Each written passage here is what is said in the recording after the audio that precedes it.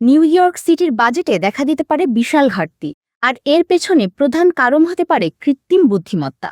Mayor Zohran মামদানিকে কড়া সতর্কবার্তা দিয়েছেন সিটি কম্পট্রোলার। তিনি জানিয়েছেন প্রশাসনকে জরুরি ভিত্তিতে অতিরিক্ত $6.5 বিলিয়ন সাশ্রয় করতে হবে।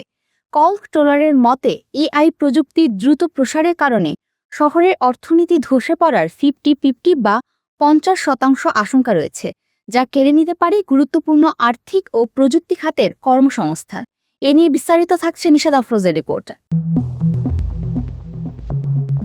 নিউ ইয়র্ক সিটির অর্থনীতির চাকা এখন এক নজিরবিহীন আধুনিক হুমকির মুখে। শহরের শীর্ষ আর্থিক পর্যবেক্ষক ও কম্পট্রোলার মেয়র জোহরান মামদানিকে এক কঠোর বার্তা দিয়েছেন। পরিস্থিতি সামাল দিতে প্রস্তুত হন এবং এখনই সঞ্চয় শুরু করুন।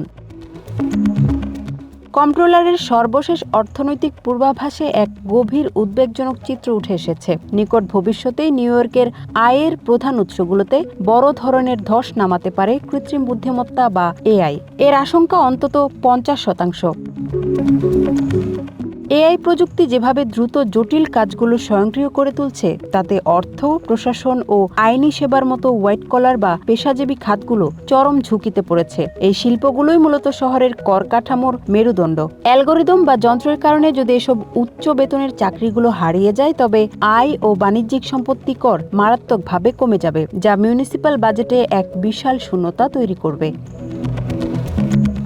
এই সম্ভাব্য সংকট মোকাবিলায় কম্পট্রোলার মামদানি প্রশাসনকে দ্রুত $6.5 বিলিয়ন বা $650 কোটি নতুন সঞ্চয় নিশ্চিত করার তাগিদ দিয়েছেন। তাই বাজেট থেকে বিলিয়ন বিলিয়ন ডলার কাটছাঁট করা তার জন্য এক বিশাল রাজনৈতিক চ্যালেঞ্জ। জীবনযাত্রার উচ্চ ব্যয় থেকে নগরবাসী যখন মুক্তি চাইছে, ঠিক তখনই এমন পদক্ষেপ তার নির্বাচনী প্রতিশ্রুতি বাস্তবায়নে বাধা হয়ে দাঁড়াতে পারে।